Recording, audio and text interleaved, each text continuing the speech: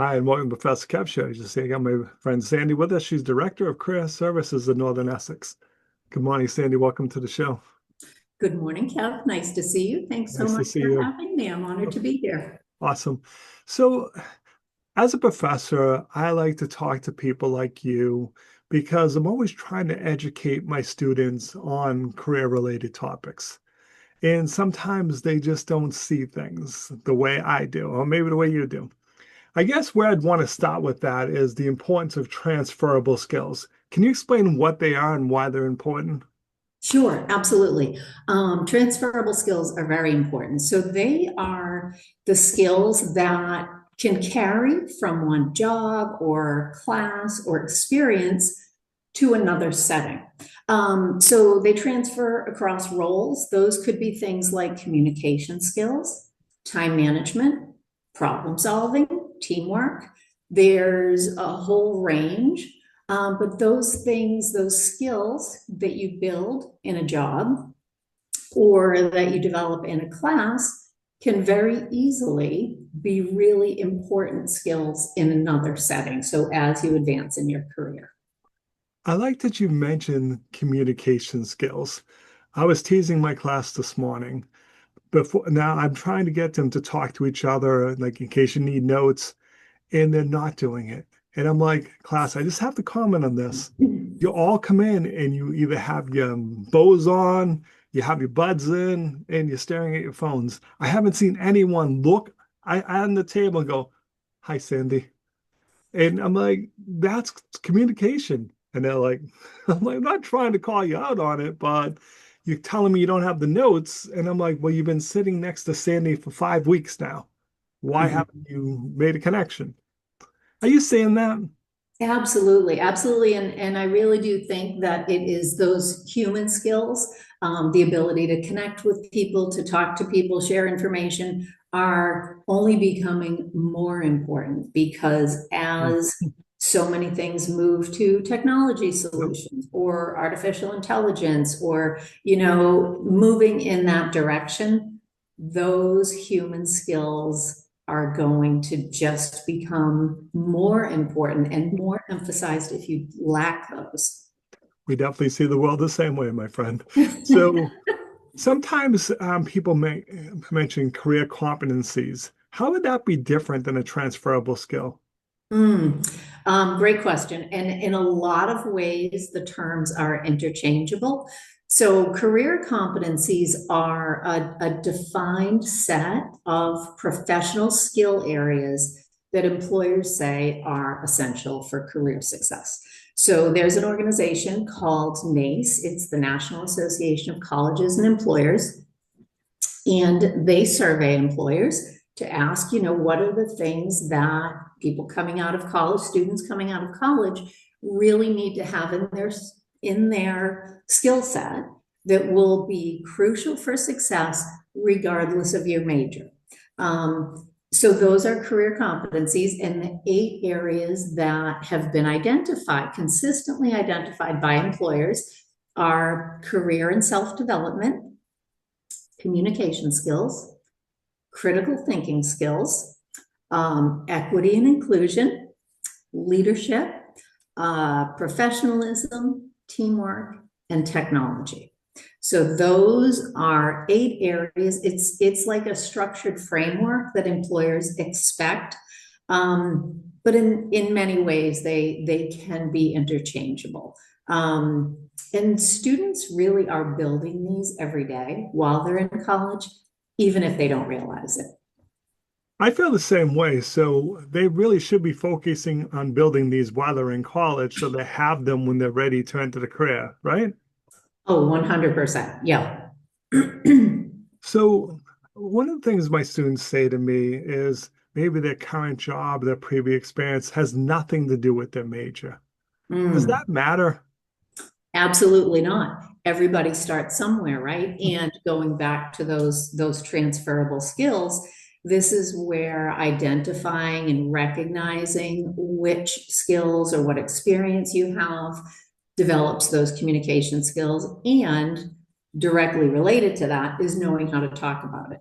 So, for example, if you worked in retail or you worked in food service, that may not be related to your college major, but you are building those very important transferable skills and career competencies. So, if you work with the public, you're building communication skills. You are building maybe conflict resolution. You might be working as part of a team. You are likely working as part of a team.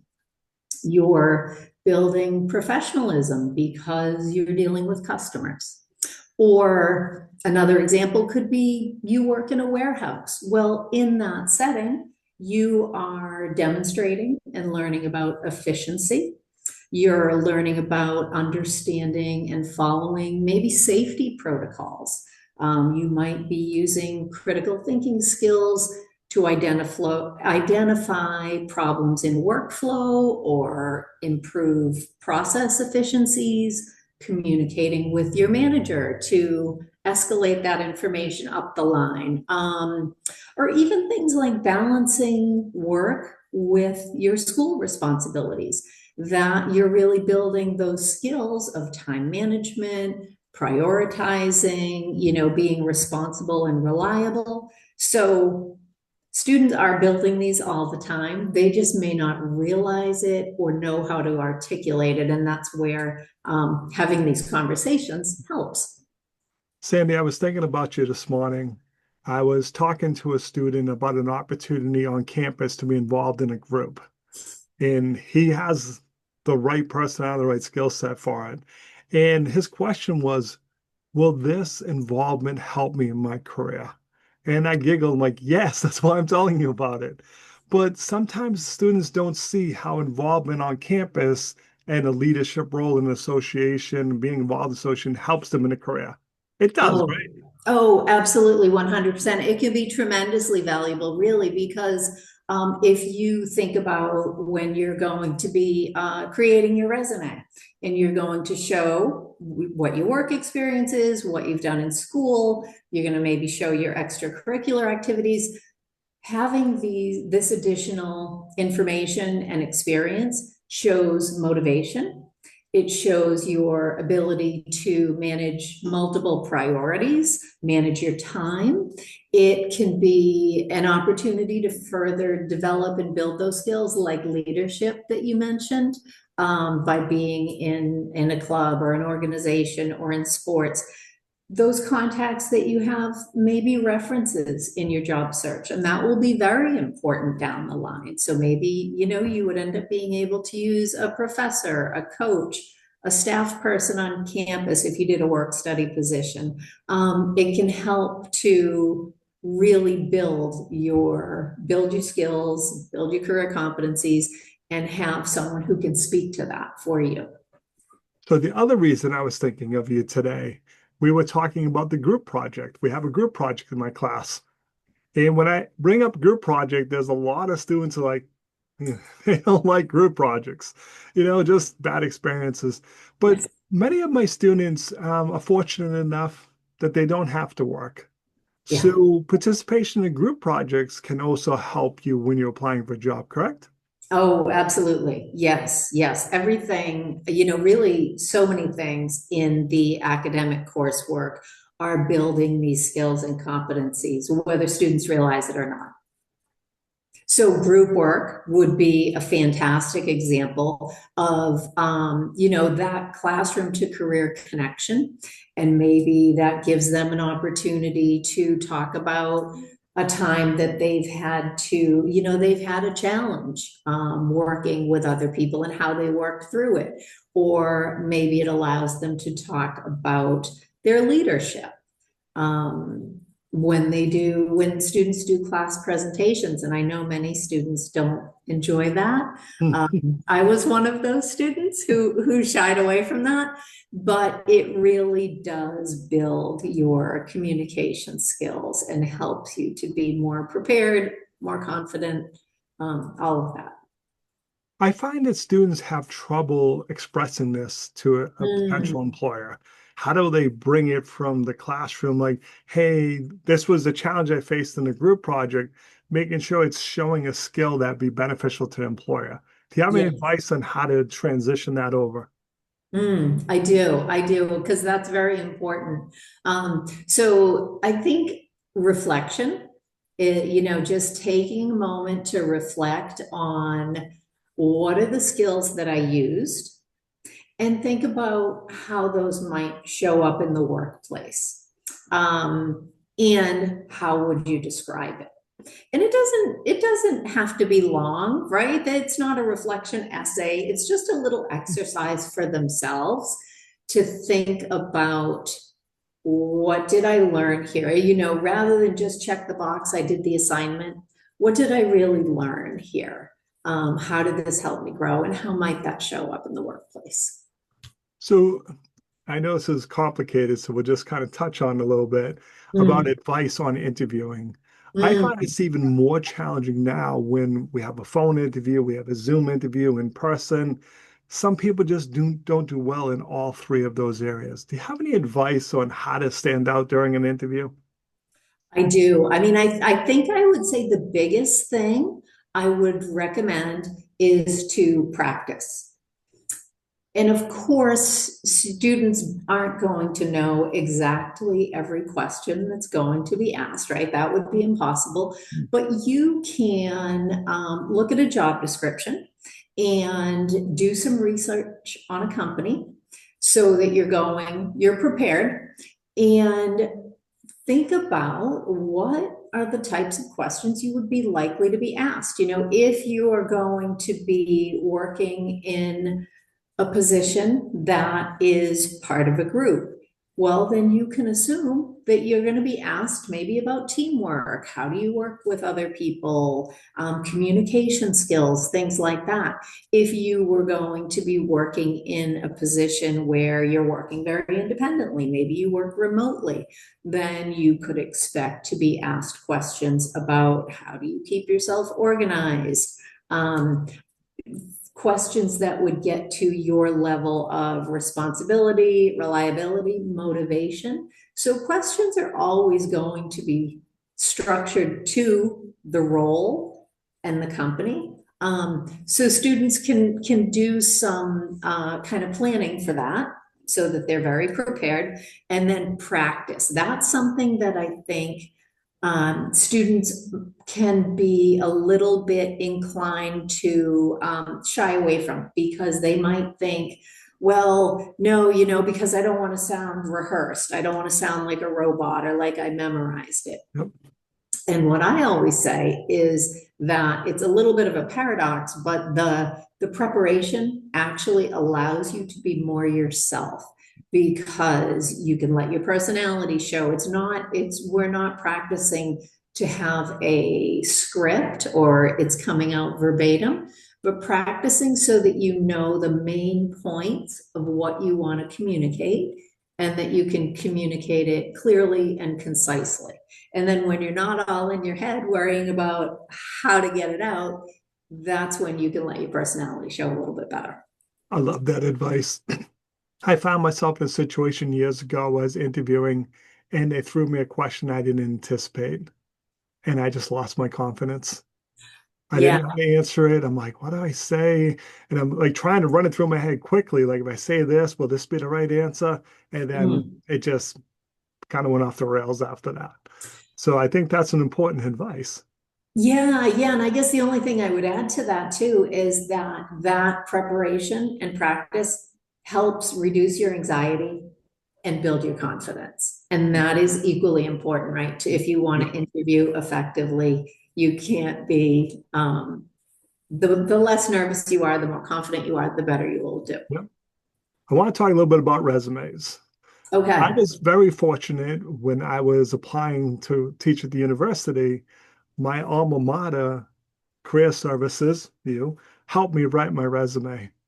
I remember they did a great job. And when I showed my boss my resume, like, you have an outstanding resume. And I went home and I emailed the person, thank you for helping me get the job. I tell every one of my students, please do not show anyone your resume until it's gone through the career services of your college, if you have that ability. I know it is your field, so you probably can agree with that, but Yes, yes. it's too risky, Sandy. It is. We all have friends that know a lot about it, and I'm like, exactly, I do the same thing. I'm like, respectfully, that's what they like. That may not be what's current now, job objectives, things like that, that just aren't there anymore. Right. So, of course, bring it to career services to get help on your resume. 100%. Absolutely. I think, it's a resource that's available to you, and it's one that can truly help you in many ways. I mean, there's kind of the nuts and bolts of a resume and what it should look like, what it shouldn't include, things like that. There are certain things that students may not be aware of related to applicant tracking systems. And when you're uploading your resume, you're applying through a portal, making sure that your resume is compatible with those systems. But there is also the exercise of talking with someone about your experience. And, if you and I are sitting down and we're going over your resume and I'm asking you questions and we're talking through what you've done and how it's going to relate to the jobs you're interested in, there's something that happens in that process where you are having to explain to someone like me who's not in your field, or hasn't done the job that you've done, having to explain it to someone else makes you think about it in a different way, I think. Nice. And that ends up being, not only is it great for developing an effective resume, but it actually then helps you to prepare for the next step, which will be when you're in the interview and you're talking to somebody about what you've done. So it is really good preparation for the whole process. And very importantly, the resume is what determines if you're going to get an interview. And with that, looking at it from that perspective, it's the foundational step in the process, right? And it needs to be as strong as it possibly can be. So it's well worth putting the time and effort into.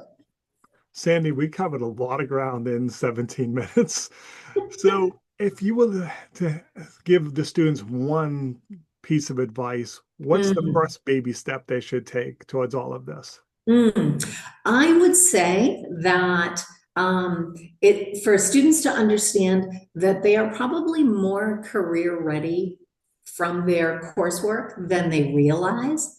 But the important thing is to just recognize it and know how to articulate that to a potential employer. And to realize that every class, every job, every project that they do is building skills for their future. So, recognize that, but also don't rely on memory. I would really advise students to periodically, whether that's weekly, monthly, have a career note, in your phone, on your laptop, where you can just kind of make a quick note about what you did that week or that month in class, in school. It only takes a minute, but if you make a note of that, what you did, what was the skill you built, and how is it going to relate to the workplace? Over time, you will have a long list that you can reference when you're preparing for interviews and when you're in interviews, examples that you can talk about. So, Sandy, if someone's an alumni of Northern Essex or a current student, what's the best way for them to reach out to you, learn more about the career services? Yeah, so I work with students and recent graduates, so that means up to 5 years after graduation, and they can go to NECC's website. There's a career services page, or just put my name in the search bar, and I'll be happy to connect. They can also find me on LinkedIn, so that's another option. Awesome. Sandy, I appreciate you taking a few minutes out of your day to come on the show, and as always, thanks for being my friend. Likewise, thank you so much, Kevin. Truly honored to be here, and I love the work that you do to help students. Thank you, my friend.